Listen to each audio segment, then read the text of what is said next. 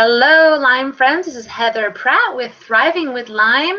I'm so excited today to share another success story with Lyme. We have Elisabeth Dunham from Portland, Oregon. And so, everybody, we'll meet Elisabeth and we'll get rolling with the questions. Thanks for being here, you guys. Good to see you.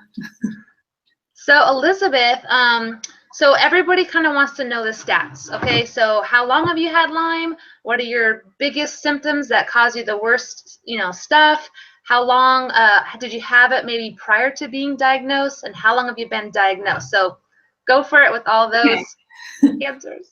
Okay, we'll get into other stuff later, but as far as kind of my background with how long I've been sick, that's really hard to know. I was born in New Jersey. I was raised part of the time in Connecticut, not far from Lyme, Connecticut. So I may have had this thing in my body since 1971. I don't know. I grew up in upstate New York, which is also a Lyme area, and I've lived in Oregon where it's being diagnosed all the time. So I was diagnosed in 2008. However, I started to get really, really sick in 2006. And like a lot of Lyme patients, nobody knew what was wrong with me. It was panic attacks, anxiety, feeling poisoned, just depressed and yucky overnight. And that's the weird part. I literally remember the first 6 months of my child's birth being the best time of my life. And right around Christmas and New Year's, I think it was 2006, like overnight, I started having these weird panic attacks. Like I had never had a massive panic attack in my life. And I was out with a friend one day and I looked at her and I said, I feel really, really weird. And all of a sudden I went down, hyperventilating. My arms and my legs rolled up into themselves. My feet rolled up into themselves. And there's a medical word, but basically when you have such a bad neurologic meltdown, panic attack, your body just kind of gives out. And I'm sure other Lyme people have had this happen. And your body kind of just curls up into the fetal position. You go down and it tries to get you back into homeostasis, and it's terrifying. I couldn't move my body. I was paralyzed and curled up into fetal position. People thought I was nuts. They thought I was being, histrionic. And I looked at this lady, this crowd gathered around me, and I said, am I having a stroke? And she said, I don't know. She was a nurse. So somehow they got me to the ER. And like many Lyme patients have experienced, they give you Ativan at the ER in your veins. So my arms uncurled and I went back to life. And 2 weeks later, it happened again. And this time I just was alone in the car. I don't think I had my baby with me, which was a blessing. And I called my friend. And he came and got me to his and his wife's house. And I was able to get out of it without going to the ER, but it was just terrifying. And, it kind of just started this whole cascade of weird neurologic things happening to me. I would have these attacks. The scary part is I couldn't escape them. They would happen in the middle of the night. My heart would start racing. I'd be in this panic mode. In hindsight, I know what was wrong with my body, which was whether it was Lyme disease or not at that point, my body was a toxic mess. I was eating unhealthy foods. I was drinking coffee. I had 11 mercury fillings in my mouth since 1974. One of them was leaking, it had those marks it was going into my gums. I was just a toxic mess. I had no idea that was what was wrong with me. It's also possible I was exposed to parasites down in Palm Springs. You're practically on the border of Mexico.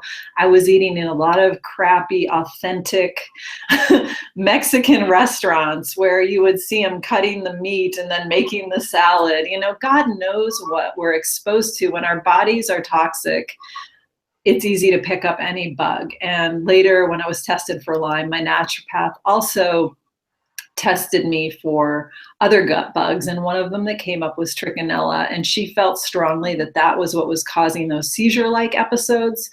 So that's trichinosis, which would be consistent with it happening overnight like that in Palm Springs, eating in a lot of restaurants that served pork. So that was always my gut instinct, but no matter what it was, it took me 2 more years of that hell, ongoing severe panic, for me to eventually get diagnosed. And what happened with me to get me to a doctor in Portland was I had this particularly horrible episode. One day, it must have been early 2008, I was postpartum. I don't know what brought it on, but I finally called somebody and said, I need to go on to a medicine, and my friends had been pressuring me to go on an SSRI. And long story short, I went on Zoloft and it caused a brain injury. Mm-hmm. My body could not detoxify the Zoloft. I have the MTHFR gene mutation, which a lot of us have. Zoloft is on a list of things I should never have. Nobody tested me and told me that it could be dangerous for me. It was such a nightmare. I can't even explain to you, but it backed up in my system. I couldn't detoxify it. My liver was so toxic. And friends and my doctor kept saying, oh, just hang in there. The first 2 weeks are the worst. And I finally looked at my husband. He said, I think you need to stop. Your lips are white. You look like death.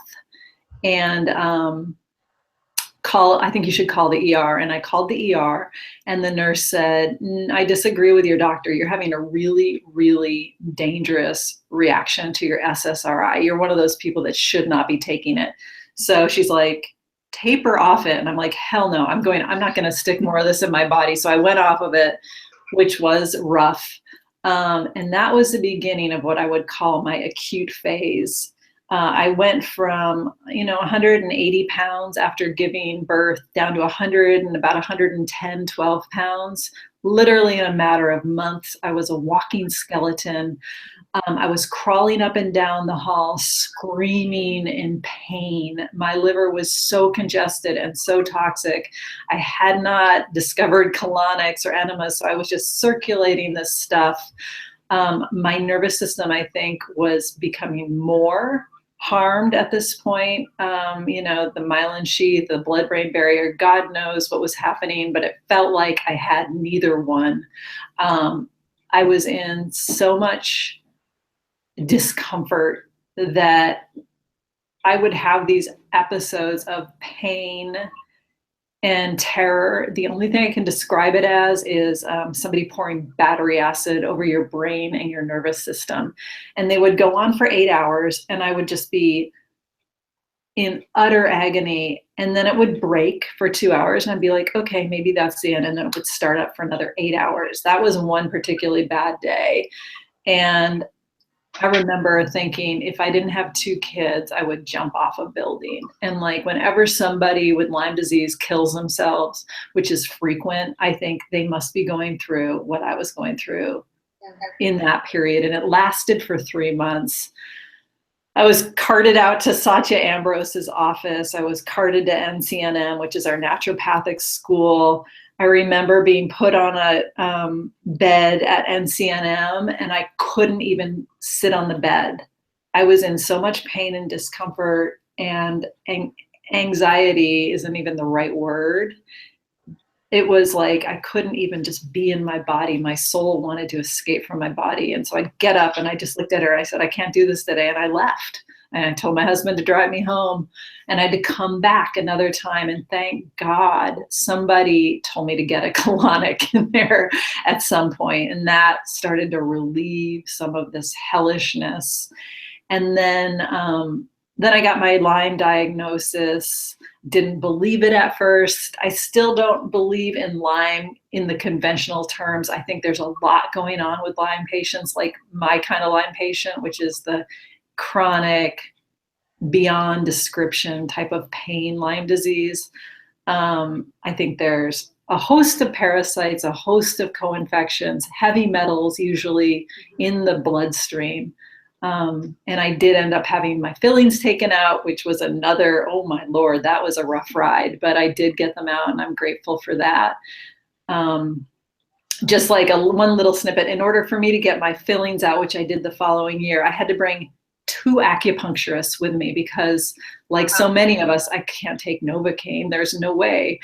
And I couldn't even look at a cup of coffee. I mean, no stimulants. So I brought an acupuncturist with me to literally put me under so they could do some basically topical Novocaine that wouldn't go into my blood system and take all of my 11 fillings out in 3 sessions. Wow. And I remember when the last filling came out, my acupuncturist looked at me and she goes, "You're free." And she was right, in essence, that I was free from that ongoing cascade of toxicity, but I hadn't even started really on my detox journey. That didn't start till many years later. So that was like the first probably 6 years. I can't even remember how many years was like that. And I didn't know anything about food or nutrition. And I ended up going to a place called True North Health and starting to do juice feasting, water fasting, and eating a plant-based diet, which in hindsight, that is so crazy that I was doing that right after my fillings were taken out, but I was, and I did it, and it kind of worked. And I wouldn't recommend it for anybody who's as toxic as I was, but it got me started with some of the education. And then I was able to implement some of the ideas at home, and I'll go into that later. So that's kind of my story, the sick story. The getting well story started after my divorce. Like so many of us, I lost my husband to this thing. I lost my career. I was a newspaper reporter for the Associated Press and the Oregonian. And then I went on to be a musician, and I was touring around the world, and I lost everything. I was down to bare bones, single mom with 2 kids, sicker than you can even imagine. And on top of that, as many of your listeners know, many of us are marginalized and labeled as crazy or hysterical. We're making the whole thing up. And I was one of those. I didn't have any support. None. 0. There was one point before I met my boyfriend where I had 0 support. My sister came up and helped me find a place to live and kind of got, made sure the kids were okay. But there was no emotional support from anybody ever saying, "I know how sick you are and I want to help you. And why don't you lay down? We'll get some meals for you." Nothing. I did it. It was me and God. That was it. And it kind of still has been until Facebook and this huge community and meeting people like you who understand. You guys are my support. People in my real life don't get it at all. Still to this day, it's like God's like, "Nope, you and I are in this together. They're not going to get it until you're well and you can tell your story and people will see that you're credible, like speaking like a normal person." But while I was sick, nothing. And I'm always like so pleased when people say, "No, my family understands," because that means we're living in a new age where there's some understanding for this disease. Anyways, I should stop talking and let you ask a question. Oh, that's all really good stuff. It sounds very similar to what I went through at the beginning. Right. And the whole, like battery acid, like you said, being dumped on your brain. That's what it felt like. And I wonder too, like I didn't realize there were kind of seizures back then, but the whole like seizing up.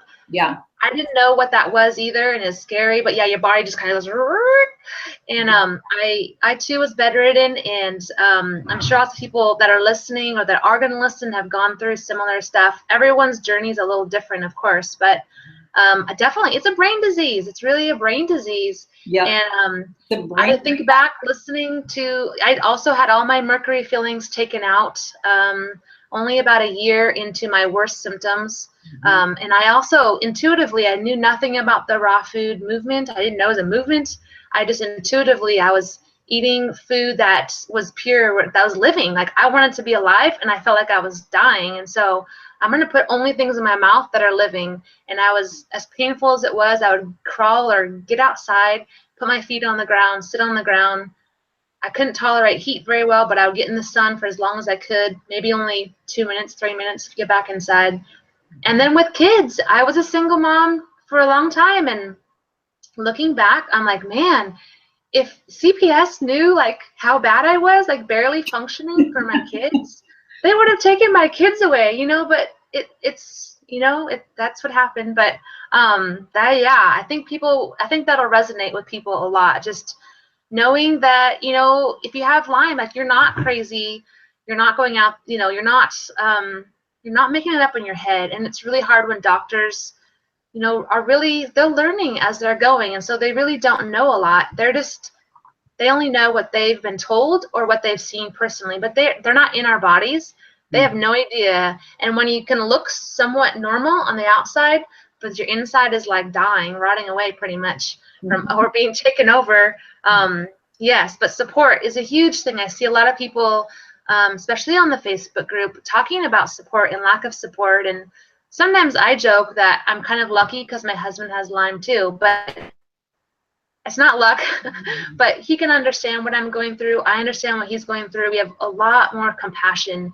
And I think talking to, whether it's a spouse, a loved one, your family, is really a hard subject because they don't get it. Like, and I don't want them to really understand because they would have to feel what we have gone through. But it's like, come on, a little more compassion here, guys. Okay, so another question for you.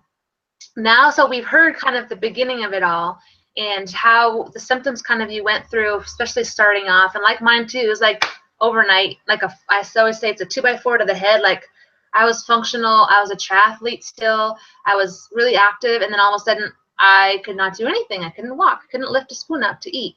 Okay, so what treatments did you try or have you done, and what's worked the best for you? Because everybody wants to know, like, yay, like what's worked for you. Obviously, it doesn't mean it's going to work for everybody, but if it works for somebody, and I think it really comes down to what it sounds like, you have done a lot of is detox, cleansing, because and we all know our bodies are meant to heal themselves, but we have so much junk, so much garbage that it's just not able to do its job. And so go ahead, the floor is yours, and tell us like what you've done, like what's worked for you, what you've tried that hasn't worked maybe, and it gives people ideas. Okay.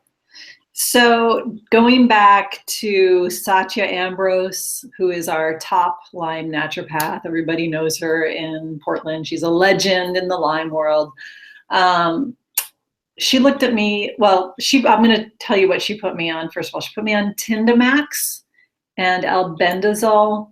Tindamax is a cyst buster and an antiparasitic. And she put me on albendazole.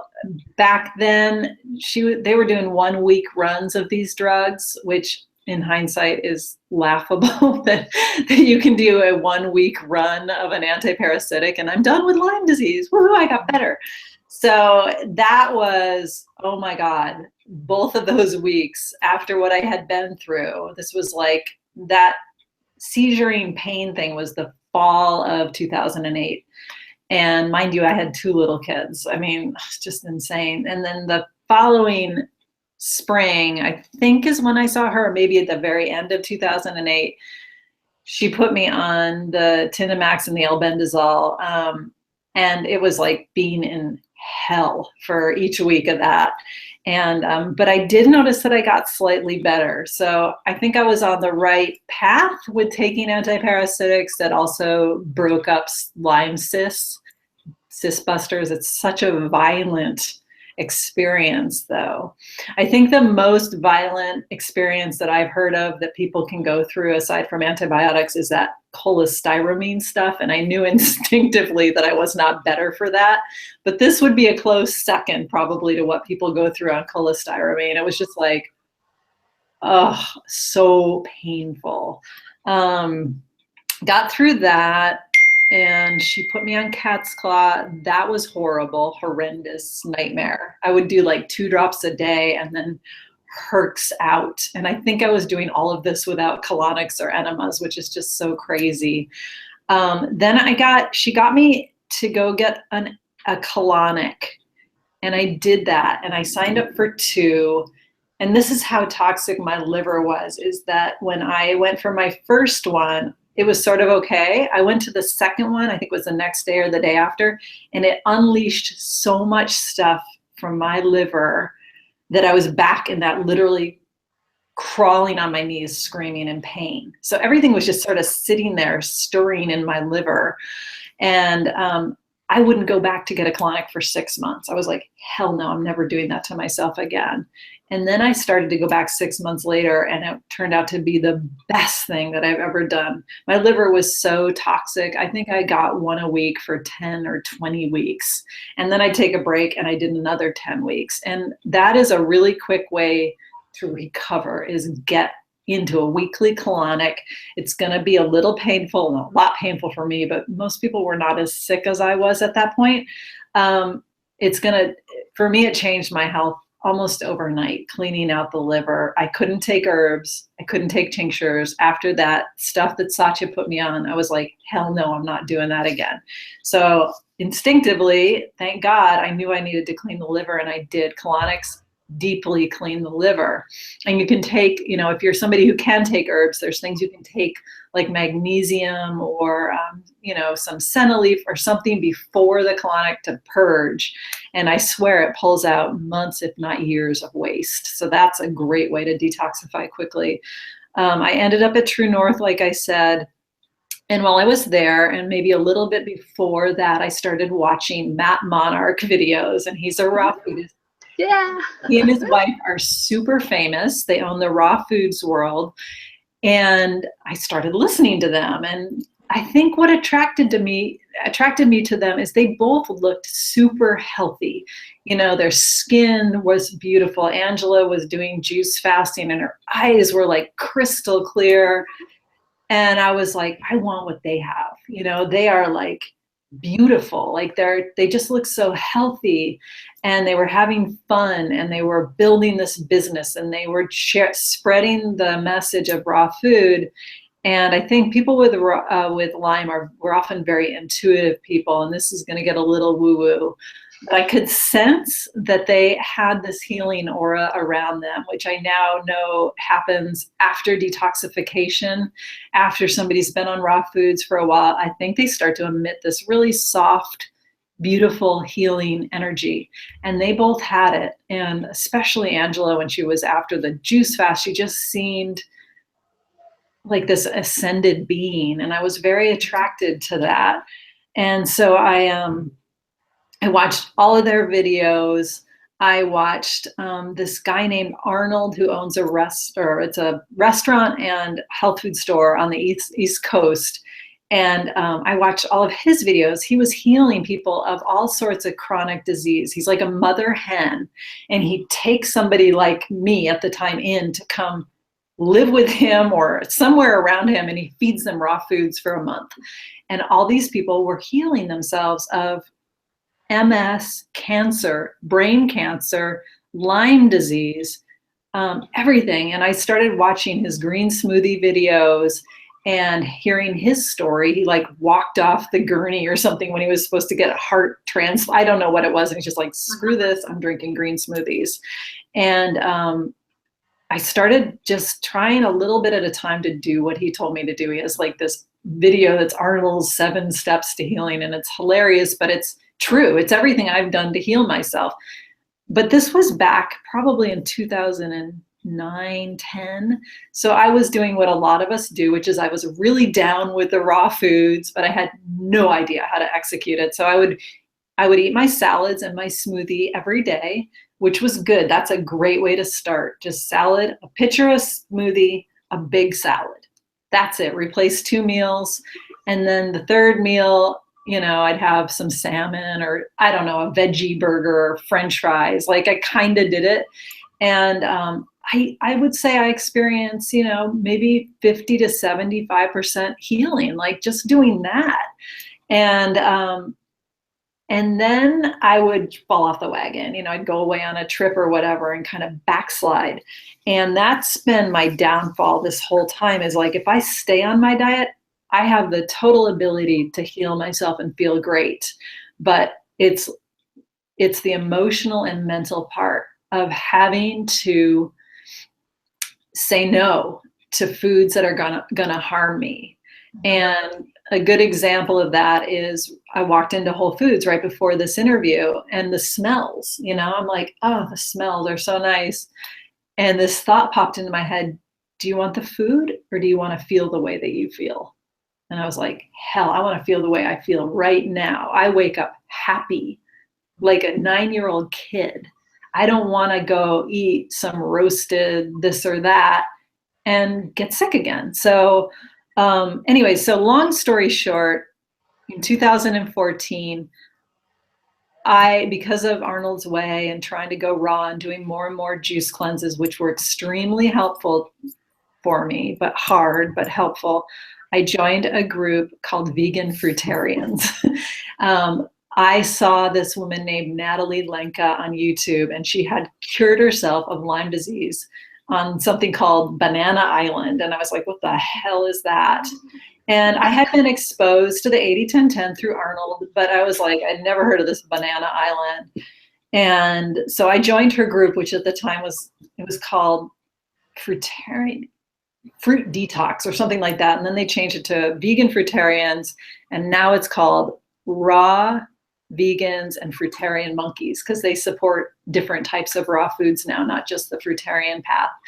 And I got in there, and she and the co-admin, whose name is, she goes by a fictitious name, her name is Abby, they held my hand through early detox, and it was hard. I thought I had done a lot of detox because I had water fasted, juice fasted, but this was like, no, we're gonna clean you out. And I started doing that in 2014, and I would do it hardcore, then I'd slip up, then I'd do it hardcore, then I'd slip up. And then in 2015, I just started to feel better. Like I stayed on it for a couple of months, and I just felt everything clear up. And the only way I can describe it is if you can stick with it for 3 weeks to 5 weeks generally. And I was in my late 40s. I'm almost 52 now when I did this. So I had a lot of toxicity,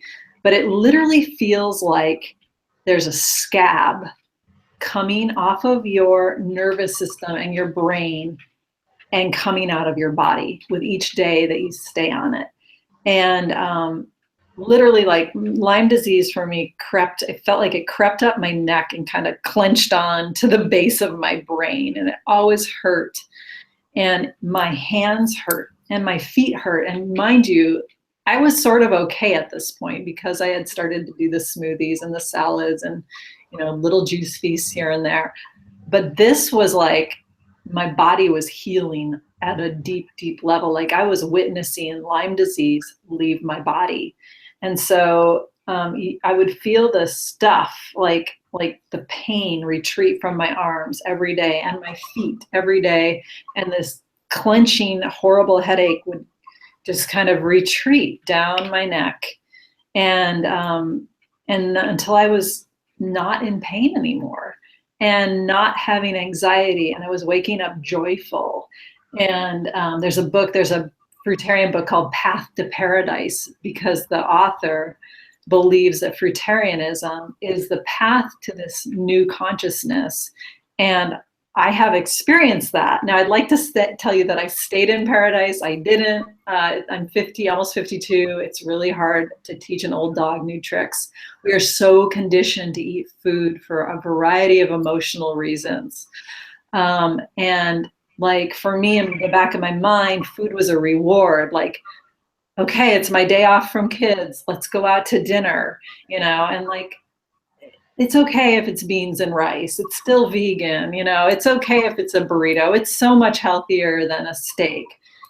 It's not healthier for somebody with Lyme disease. I don't know too many people with Lyme disease who can eat grains and beans and feel great in their bodies. It doesn't matter if it's McDougall or Esselstyn with no oil.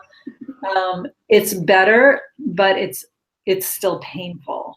So for me, I eat a high raw diet, and I do something called intermittent fasting and dry fasting, which I'll get into those later. But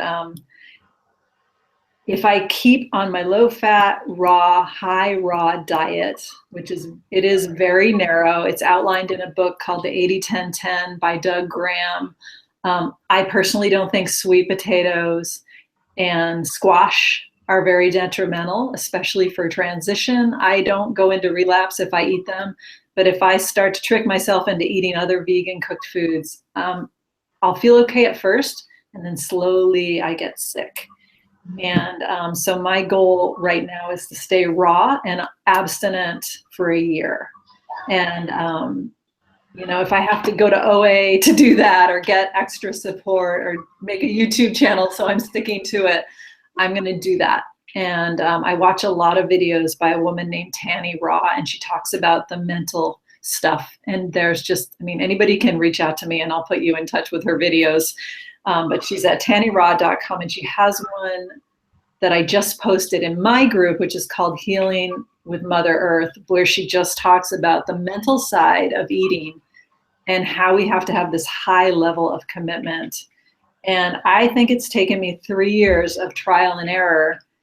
And, like in AA, I'm clean and sober 30 years, and they always say, we're happy to refund your misery. And that's how I feel about raw foods.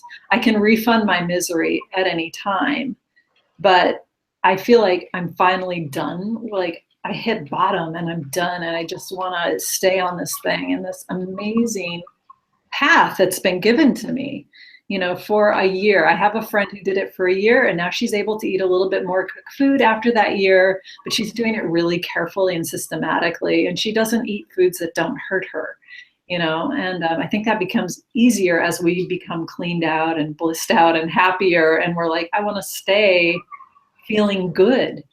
And this is the last thing I'll say before we move on to the next question, but I thought I was doing this diet just to recover from Lyme disease fully. And because I had seen so many other people use it.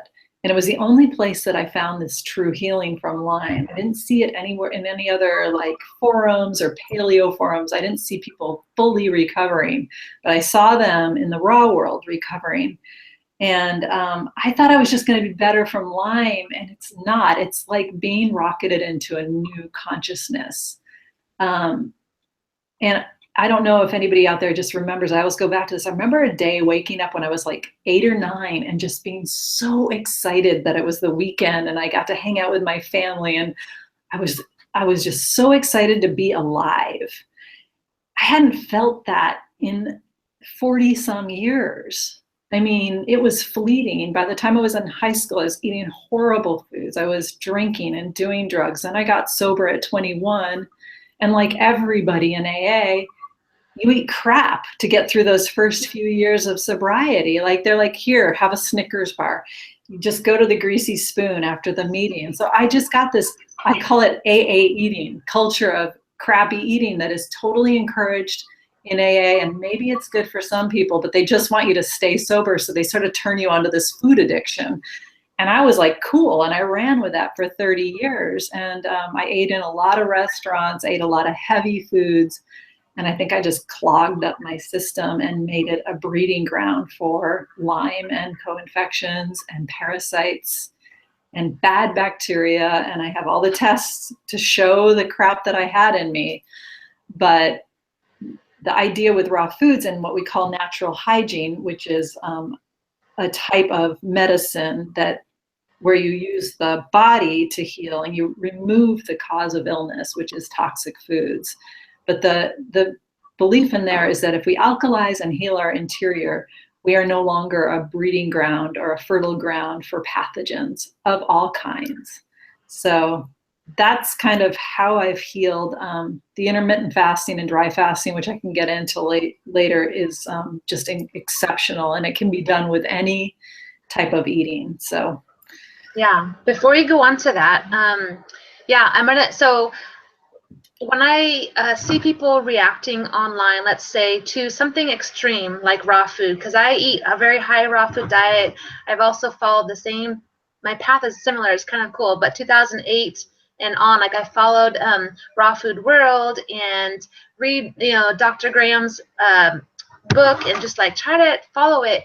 And I see so many people, and so this is what they say, and I'll sort of answer it too, but they say, oh, it's so hard though, and I don't, eating that way, you can't have a social life, and you can't have this, and it's so hard. But I always want to tell them, don't you want to feel good? Like, if you spent, for me, it was only 10 years, but if you had 10 years of feeling so crappy, we start making lifestyle changes, and, I'm almost 40, but it's like, I have a long time to live still, and I don't want to live in misery. We know what it's like to live in misery and to be in hell every day. Like, we've been there, done that. Like, why would you, like, some people will say, oh, I'm going to settle for just 50% of my health just so I can still eat my hamburgers and socialize and have this and have that. It's like, wait a second. Like, you can still socialize actually even better when you are feeling amazing. Like, why wouldn't you want that for the rest of your life? Like, you're going to end up being healthier than the average American out there that's eating the standard American diet,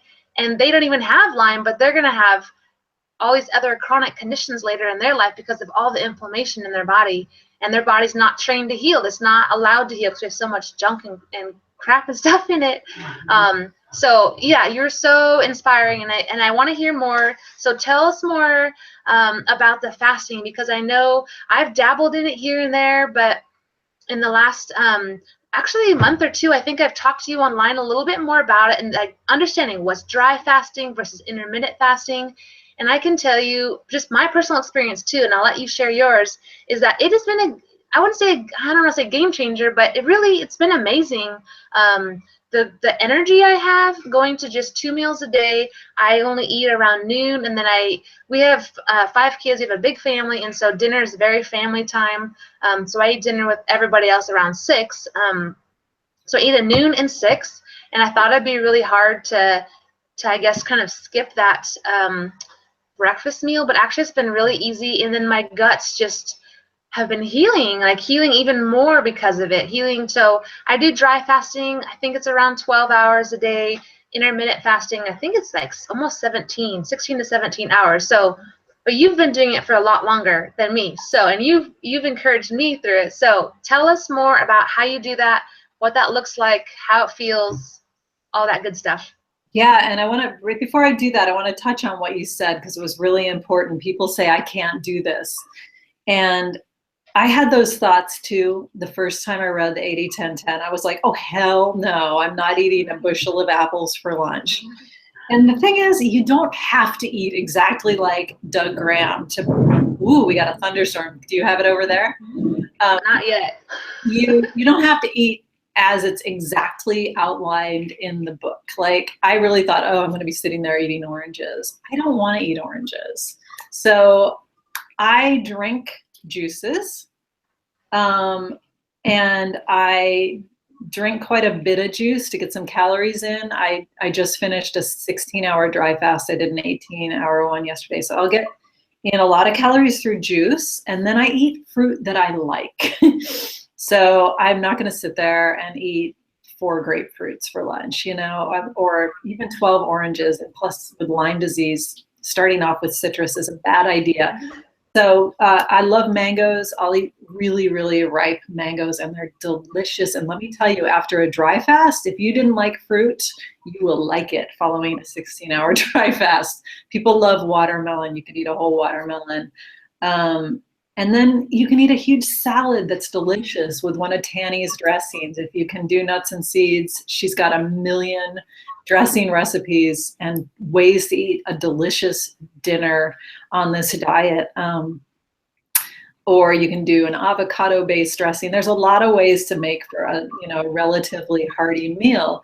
But I also think that there's a lot of people that just get in their mind, I will never do that. And I never was like that. I was kind of like, I can't do it now, but I'm going to work toward it. I believe they're healing. And I wanted to go where the healing was. And I think some people don't want to go where the healing is. There's a part of them, as I hate to say it, and they get mad but they want to stay sick for some reason. They're not ready to ascend in this lifetime. It's a metaphysical thing. I think you can almost see it in the eyes of people that are kind of like, I get it and I want to try it. And you can like feel their willingness. And I had that willingness right from the beginning. I was never, nope, never doing that. That would have killed me. I would have been dead. Thank God I had the willingness and the open-mindedness to keep trying this. And my approach may not be perfect for you, but there's different approaches within raw and plant-based world that split the difference, that are going to bring a lot of healing with that dry fasting and that intermittent fasting. And even the paleos use the dry fasting and the intermittent fasting for healing. So I fell off the wagon and tried to get back on raw foods, and the fruit was not feeling good. And I was like, why did it feel so good before and now it's not feeling good? And basically somebody said, try dry fasting. And I did it. And I was like, within a few days, fruit was no problem. Juice was no problem. There's no candida flares, nothing. The interesting thing about the fruit-based raw diet is people go, oh my God, candida. And yes, you are going to flare candida if you're eating a ton of oil. But Doug Graham explains it really well in his YouTube videos. But basically, when we eat oil, it coats our blood cells. It inhibits us from absorbing glucose into those cells. I hope I have this right.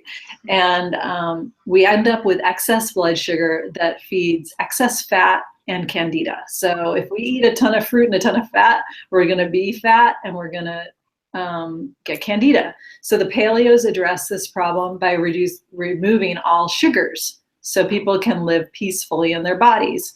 The raw foodists of my kind solve this problem by removing the fat. So under 10% of fat as your total calories, 80-10-10, is a very small amount. It's about a half an avocado a day as your total fat.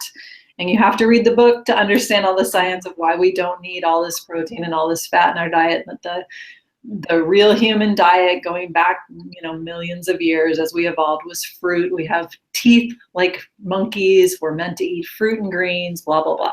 It's all in the book. You can read up. But basically, when we remove the fat from the diet, it takes a few days, but that candida response with fruit stops. And all of a sudden we become clear of candida, which is just shocking. And then we go into die off of Lyme and parasites. For me, it's, you go down for a few days and then you come up, and you come up stronger with each day that passes, as long as you are compliant with the diet and you don't turn back. And that's why Dr. McDougall always says, with compliance, you'll get these results. And that's the same thing with the dry fasting, intermittent fasting, and the raw diet, is with compliance, you'll get full results. So what I do is, and I've built up to this over the years, I would not jump onto doing this from a conventional or a paleo diet. But what I did is I started out with the 12-hour dry fast. And, I'd stop eating at 8 and I'd start eating again the next morning at 8. And then I would drink either cucumber, celery juice, or water until noon. So some days I'd just drink water, but I would get that dry fast in for 12 and then do, like 16 hours of intermittent fasting altogether. Now I've built up to about 16, some days I'll try 18 or 20 hours of dry fasting, and I've gotten amazing results in a short period of time, like a week. And then I drink my juices, I have a fruit meal, and then right now I'm kind of like in a fasting phase, so I'll eat more fruit, but normally I would have a huge salad with some avocado, but I would keep it within that 8-hour period of eating. And then I'd stop eating and drinking and then complete my dry fast and then start the intermittent fasting period. And I would say the dry fasting doubles my recovery rate. I would say that most people with Lyme, if they went on a perfectly executed 80-10-10 diet, most of them, especially in their 20s and 30s, are going to start to recover rapidly after about week 3. Older people, it might be a month or two. I was 49 when I really started doing it, and I still think it was that 3-week period. Is like, whoa, this stuff is leaving my body. So it's much quicker than we think it's going to be. It's just that there's a lot of trial and error in the early parts. Typically, people are going to eat too much fat. They're not going to do intermittent fasting. They're going to flare candida, and it's just this big mess. And I was guilty of that. But now I've kind of got it down to a science where, I do what I'm supposed to do. Now with Lyme, I think you're not going to reverse. And it's, like I said, it's a good transition to eat a couple of sweet potatoes or some squash at night when you're first starting this. But do try to get the fats down to, that 10%. I used a program called Chronometer, which is, there's no H in Chronometer.com, and that, you enter your foods and it's going to show you how much fat is 10%. And that's the fat is the really tricky thing. Every forum out there in the Lyme world is going to tell you to eat your healthy fats. They're helping you. And for me, it was the very food that was feeding my disease because it was causing the fermentation. So one other resource I'm going to mention, in my Healing with Mother Earth group, in the file section, there's some talks with Dr. Frei, who's a pretty famous Lyme doctor in Arizona. He has apparently the highest cure rate of any Lyme doctor in the country. And he puts everybody on a non-fat diet and antibiotics, and he cures them. And he grows the Lyme biofilm and various biofilms in his labs at Frei Labs. He adds fat in, and the biofilms feed nicely and grow out of control. He takes the fat out and feeds them carbohydrate. Nothing happens. And when I read that, this guy has been at it for 30 years. I've known who he was for 10 years. Satya told me about Frei Labs a long time ago. When I heard that, I'm like, that gave me the why. Like, this dude is growing biofilms, feeding them fat in the same way that T. Colin Campbell fed tumors casein and watched them grow out of control, casein from dairy. So at the very least, if you have Lyme, get off the dairy and start to educate yourself on plant-based nutrition, because, that's going to start you on your path.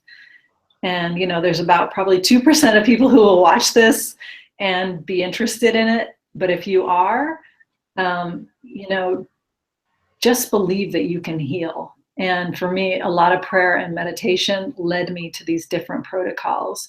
And I got, this is getting really woo-woo, but in meditation, I would get directives from God knows where, angels, I don't know, but one of them told me that I needed to water fast. I kept hearing the phrase subtract, don't add early on. Like, I kept putting supplements in my body. And the way we heal with natural hygiene is to remove things and let the body literally drain out. Let the toxins and the bacteria drain out. Stop feeding it. And it loves to eat a paleo diet. It loves to eat, a standard American diet is even better. Pizza and French fries. My Lyme disease, whatever it is that is causing Lyme in me, loves these foods. It loves pizza. It loves fries. It loves a good steak, and everything I used to think is wrong and has been turned on its head, but I've healed my body. I was the sickest girl in Under Our Skin, the one that was like unable to walk and they practically have to wheel it. That was me. I was a walking, shaking skeleton. I was not ever supposed to get better, and this diet gave me my life back. And maybe it's because I was so sick that I was as willing as the dying can be. Maybe the middle Lyme people are going to keep trying the herbs and the paleo diet. And that breaks my heart, because if I had done that, I would still be so sick today. And at the very least, try the intermittent fasting and the dry fasting and high dose probiotics if you're going to do paleo. High dose. The word on the street is we need trillions, not billions. We've blown out our good bacteria with the antibiotics, most of us. So trillions, farmhouse culture makes, this is not the same product, but there's one called gut shots or something like that. And it's like, I would drink a bottle of that a day.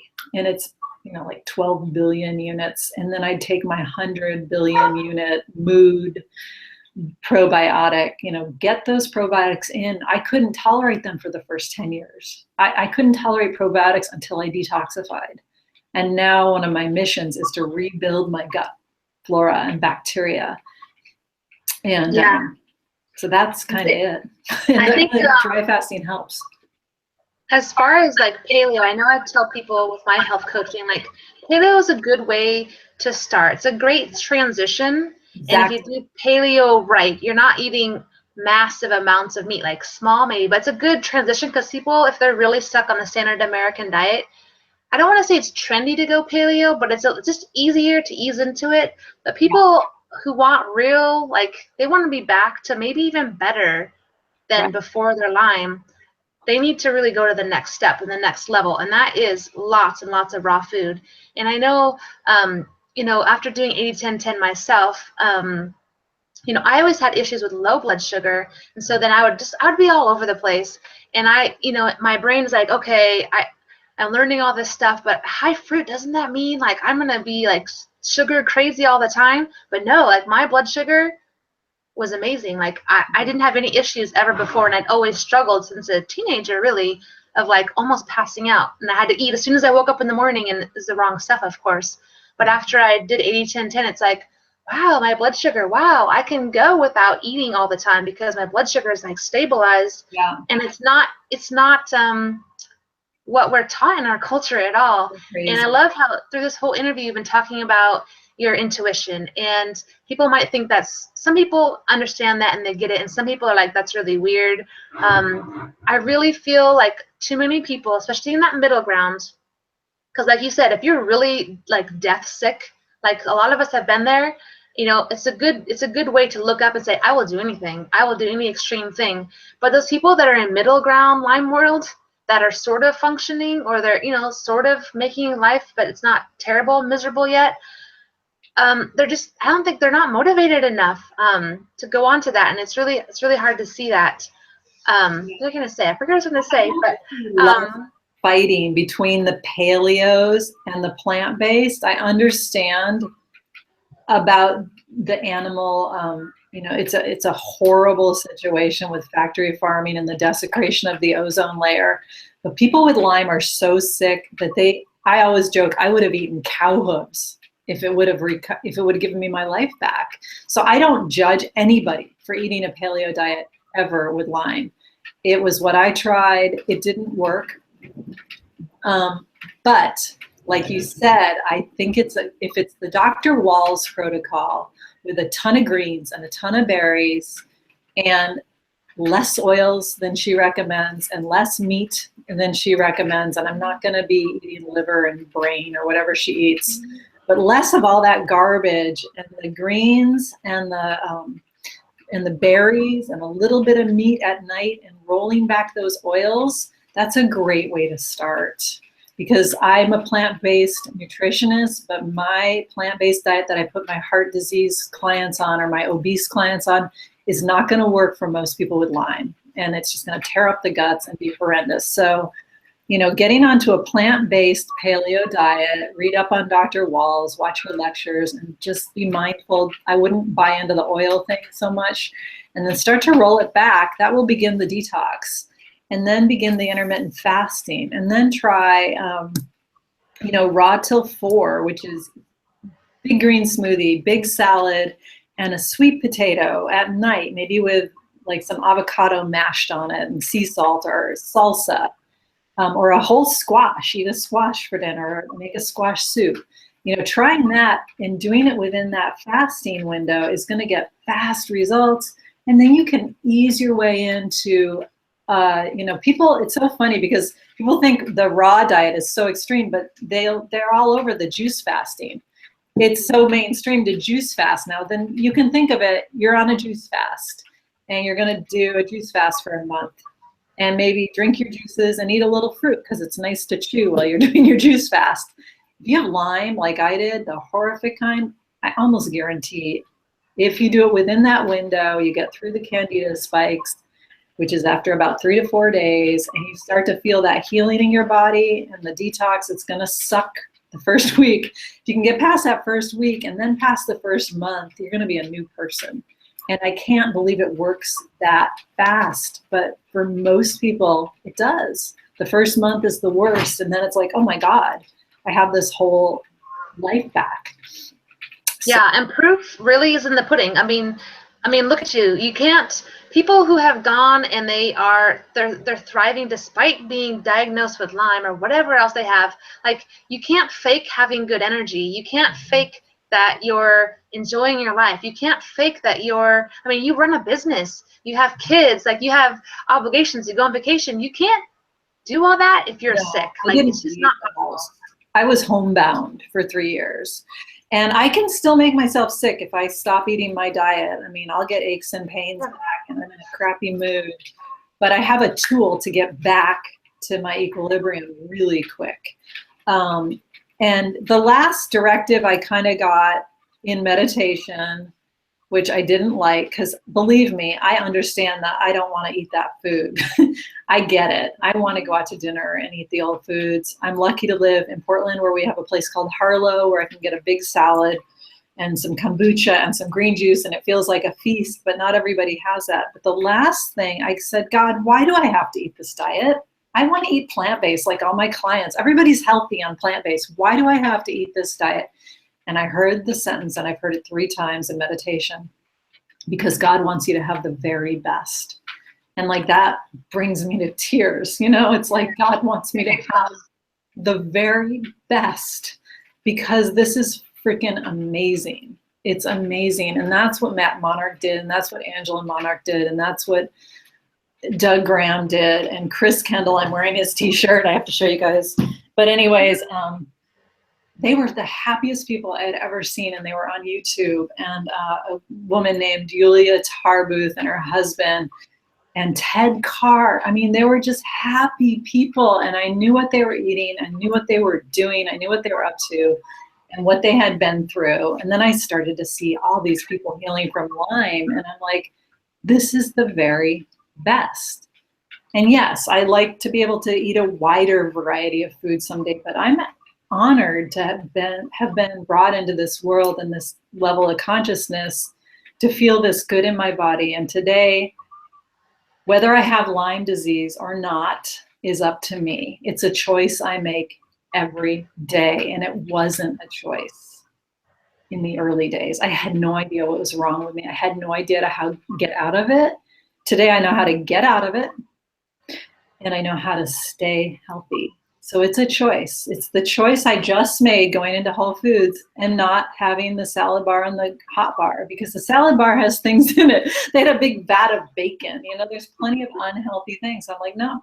I said, I'm going to do juices in the early part of my day. I want to have the very best. And so I want to also mention that there are supplements that are needed, I believe, for Lyme, and I can run you through what I take. Like I said, I'm building my probiotics up, drinking fermented stuff. A little bit of sauerkraut 3 times a day is a lot of probiotics, and some probiotic supplements. I also, really important, I'm sure most people know this, methyl B12. These are all the things I could not tolerate in the early days, by the way. Really helpful with balancing the moods and the nervous system under the tongue once or twice a day. I love this B brand. This is the one expensive vitamin I use. It's Mega Food Balance B. Again, I couldn't have even looked at this thing in 2010, but now I can tolerate it. So some form of multiple B vitamin has really helped me. This is a new one, niacin. It makes you flush. I would start low dose, 25 milligrams up to 100. I don't know, it just puts me in a good mood. It just, like, all of these things kind of soothe my nervous system and help, especially during detox, because you're going to detox on this diet or on a juice fast. Another one I just started taking that I can now tolerate that I think is important for raw foodists is iodine. God, I was going to call it zinc. Iodine. Can you see that? There. I just do 1 to 2 drops under my tongue, don't even feel it. And then absolutely imperative for Lyme is a single DHA pill every day. You can get vegan DHA by Nordic Naturals. A lot of vegans will tell you, oh, you can get it from chia seeds, walnuts, flax. Not the same kind. The only kind, they told us this at True North, which is a vegan fasting facility. They said the only kind that's going to help your brain the way you need it is the DHA from a fish or what the fish is eating, which is algae. So the vegan DHA is from algae. That's what we need to heal our brain with Lyme disease. And that's kind of like, that's my baseline of things I do. Enzymes were really, really, really important, especially if you have the wasting type of Lyme, where I could eat 4,000 calories a day and not gain weight. I'd stay at 115 pounds, and I'm 5'10". I was scary mommy. So taking digestive enzymes, I looked like Skeletor. I'd take a digestive enzyme before my meal, and watch out, because you'll start to absorb your nutrition for the first time in 5 years or whatever, and suddenly you become a normal middle-aged parent. Like now, I'm just like everyone else, where I can gain weight, which is a good thing. If you have ever had a wasting disease, you're so happy when you can gain weight, because you're just like a few pounds from death's door and you can't figure out how to get out of it. So the digestive enzymes by Enzymatica or Source Naturals is cheaper. That's great for those of you who are super skinny. It's also going to kill off a little bit of Lyme. The enzymes kill pathogens. So that's, yeah. And also, it's another thing with raw food is that if people don't know already, is that raw food is full of all the enzymes. And so when you're cooking food, you're killing all the enzymes, and our body needs all those enzymes. So it's really important. Yep. And so something you said earlier, but I was trying to hold it until I say it, but that, you know, I want people to know, and you're doing a really good job of showing this out there, is that you're worth it, you guys. Like, you're worth making habit changes. You're worth making lifestyle changes. It's so worth it. You are worth it, and it's not selfish. It's called self-love. Totally different than being selfish. It is loving yourself. You know, you're meant to have a purpose in this world, and if you're sick and can't do anything, you're not fulfilling that purpose, and it is possible to get better. Yeah. Okay, so awesome, amazing stuff you're sharing. Yeah. Let's go on to, like, I guess sort of a quick question, who knows, but I want to know more how Lyme has changed your life. So we've heard physically how it's changed everything. Yep. I want to hear more too about how having more vitality in life, and vitality, I should say, and more energy, how you can be that better person, how you have come to run your business. So tell us more a little bit about that, and then we'll wrap things up.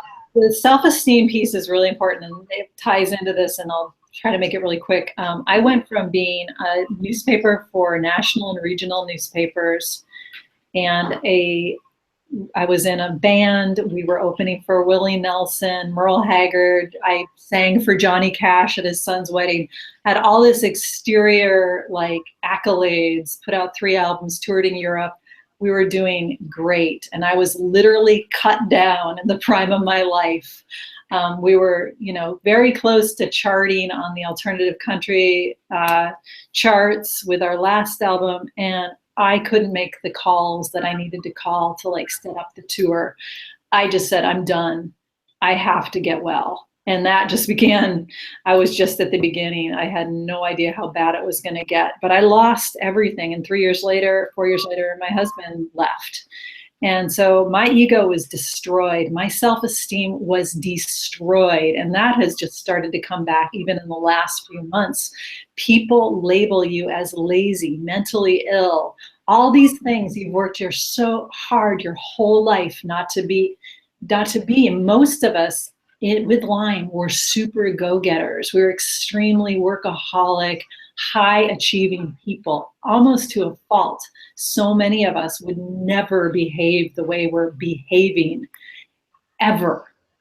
But we're labeled as these slackers, these losers. It's the things people don't say to you. They don't ask how you're doing. You tell them you have Lyme disease, and they change the subject because they've watched something on YouTube that says people with Lyme disease are making it up and they're mentally ill. So they've got all these ideas that are so wrong. And if I have one mission in life for the rest of my life, it's to tell these people that don't support us that they are making the wrong choice. Like, we need to love people with chronic illness, and they're not going to suck you dry and take all your time. Just call them and see how they're doing. Believe them. So long story short, I started working from home during my detox journey. I had more of the channeling happening, or whatever you want to call it. And the angels, the guides told me to make a soap. Don't ask me why. I'm not a crafty person. I'm a girl reporter. You know, I was covering political rallies, not making soap in my kitchen. I'm like, hell no, I'm not going to make soap. But I had used bentonite internally during juice fasting and gotten great results. So I thought this would be a great thing in a soap. I had this feel that I wanted my soap to have, which was super creamy and super exfoliating, because our skins are our largest organ of elimination. And I thought it would be so great for me and other people with chronic illness to use bentonite to scrub our skin and then bathe in the bentonite to pull the heavy metals and other crap out of us for detox. And I ended up starting a whole line of spa products called Lava Love. I had a business partner at the time. She helped me build it. We got into Whole Foods, Amazon fulfillment, a bunch of other spas and stores. Our website is Lava Love Bend, like Bend, Oregon, BEND. And we can put that in like the links below or whatever you do. And it started selling. We got a little article in Yoga Journal.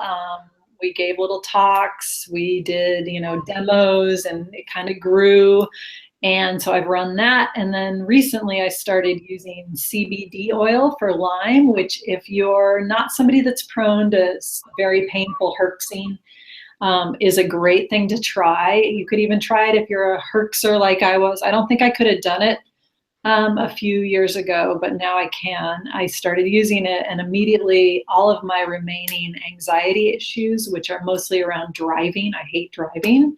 All I can say is today I forget to have anxiety, and I was like really impacted by it even after I had healed a lot. And I think that's because it takes, even after you've cleared the toxins out of your body, I think it takes years for the myelin sheath and the blood-brain barrier to heal. So I loved the brand that I used, and they were very nice and worked with me to create a Lava Love line, which is their oils and then my terpenes of high desert essential oils. Essential oils are terpenes that are found in the high desert of Oregon. And so this is the ugliest, most worn down bottle, but it's called Lava Love, and it's sold at Lava Love USA. And it's got so many benefits for Lyme that I can't even list them all. There's no THC in mine, but it's highly anti-inflammatory, highly pain relieving. It helps the brain. It heals the brain. So it's a medicine that you take that's gonna, for me, fixes my symptoms immediately, the anxiety issues, and at the time, some of the lingering pain issues. It helps all of that, and it boosts the mood, which was a big one. So I don't use very much of it. That's the cool news. With the raw foods, I don't use very much of it anymore. And I'm almost certain I don't need it at all, but I still like it. So I use a little bit every day. But it was life-changing for me, especially in helping me get through the detox of raw foods. It kind of just like took the edge off, and it's like detox was so much easier with CBD oil. So I have that in 3 different flavors, and that is selling like hotcakes. And it's so nice to have an at-home business, especially when you have Lyme disease. And obviously, if you're in the chronic, like acute state where you're, God knows what is happening inside your body, you may not be able to do that. But if you can start to use some of these tools that I've mentioned, you may find that you're able to run a little business from home and just start dreaming about what it is that you want to do. That's one of the gifts. Like, I can't imagine having to get a day job. I went to school for nutrition with horrible Lyme disease. And I did well with it. I mostly did weight loss for plant-based, through plant-based nutrition, and people lose a lot of weight on plant-based. We healed diverticulitis, we healed heart disease, diabetes, but ironically, I don't think plant-based alone is enough for Lyme disease. I think it has to be tweaked to be very anti-inflammatory. Though I'm sure there's people out there who do use it and use it well. They just don't have my particular gut issues with grains and legumes. So those are a couple of the gifts. I haven't gotten to really get my singing career back, but I'd like to start singing again. Yeah, awesome. I know I had started taking a CBD oil a while ago, and it's helping me out, but I was frustrated because I couldn't find something for my husband. He's in management, he has Lyme, so he can have, I don't want him having zero like THC in it. And I was so grateful, like when you finally rolled out your CBD oil, I'm like, yay, my husband can have this one, yay. And it's helped him a lot. Like he has anxiety, pretty bad still, dealing with Lyme stuff and OCD and that kind of stuff. And I kid you not, that the CBD oil, we have, I think the huckleberry one, he can take it, and he takes it daily, sometimes twice a day. It has made a huge difference. And it just, and being an Oregonian myself, I'm really, and also I think just you having Lyme and knowing what we need, like you wouldn't have something in your products that you didn't totally believe in or totally think that it worked. You're not just going to sell something. And so I trusted you, and man, it is awesome stuff. And I've taken other brands, and I always come back to the Lava Love. It's just, it's awesome stuff. Yeah, it's like, I know people probably think I'm trying to sell it or whatever. And of course, I want to sell my oil, but every single one of my products is something I've used to heal Lyme disease. It's a disease of toxins. So anything that helps us get things out of the body without putting more stuff in. Like if I could sell colonics, I'd be like, have a colonic, but so I'd like to actually get my line to be smaller than it is and more like, here's the detox bath, here's the box soap. My Black Heart, which has charcoal in it, is my best seller. I would even like to get rid of that, but I won't because people love it. But just have like 2 or 3 products, the CBD oil, and then maybe I'm doing a candle because meditation has been so important. But just really streamline it so that it's everything kind of fits in with my blogging and my health counseling. And it's coming from my soul, because I do believe if we do something that's connected to our soul, we'll be successful at it. And, I'm just starting to get back into health coaching because I feel like I have something to offer people with Lyme disease now. And I have a close friend online who's healed herself from Lyme disease, and she's certified through the same school that I am, which is IIN in New York City. And that's where you went. Do you have a certification from them? I can't remember. I was a personal trainer, and I'm looking at getting a certification actually through the Health Institute, something. I forget the name of it, but I did recently start health coaching specifically for Lyme. And so, so I'm feeling, how it is, like you don't really feel very sure about it until you get to that point where you're like, okay. So I feel like what I can share with plant-based nutrition, I'm sharing T. Colin Campbell's knowledge. I'm sharing John McDougall's knowledge. I'm sharing Esselstyn. Like doctors created this program. It's foolproof for certain conditions. With Lyme, I'm just telling people what worked for me and how to do it in an organized fashion and how to do it in a way that wasn't as painful as the way I did it. Like what you mentioned, the slower transition with the fasting.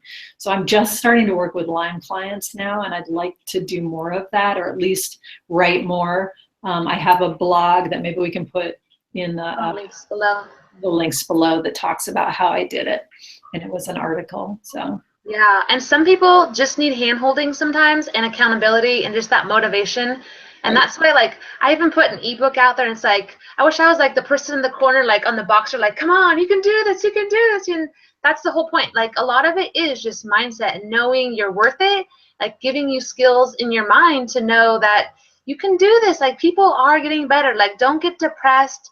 I know when I first got diagnosed as Lyme, I went online, which is kind of a bad place to be sometimes, but it was depressing, and I'm like, what's going on here? And so I'm so thankful to be on the other side now and interviewing people like you that have success stories, that have knowledge and wisdom to share with everybody else out there, saying, come on, you guys, let's get together. Let's not have those Lyme people are just like the lame Lyme people that complain all the time. Like, we don't want to be there. We want to be exuberant. We want to be vibrant. We want to be living an awesome life and telling our story and making other people healthy in the long run too. Yeah, I'll say one more thing. My slogan for healing is focus on the solution, and the solution gets bigger. Focus on the problem, and the problem gets bigger. And Satya, or somebody told me early on to stay out of Lyme groups because she didn't want me identifying with the disease. And so I just now, after 10 years, have started to go back into Lyme groups because of you, because I knew there were going to be more people focused on the solution and getting better with raw foods, and or healthy like plant-based paleo.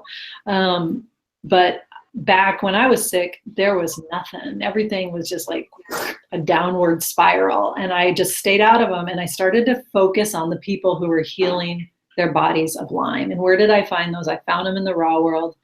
And MS, same healing protocol. I found them, I'd listened to them. There's a ton of great Rossum Healthy, going back to her old videos, Freely, going back to her, watch from the beginning.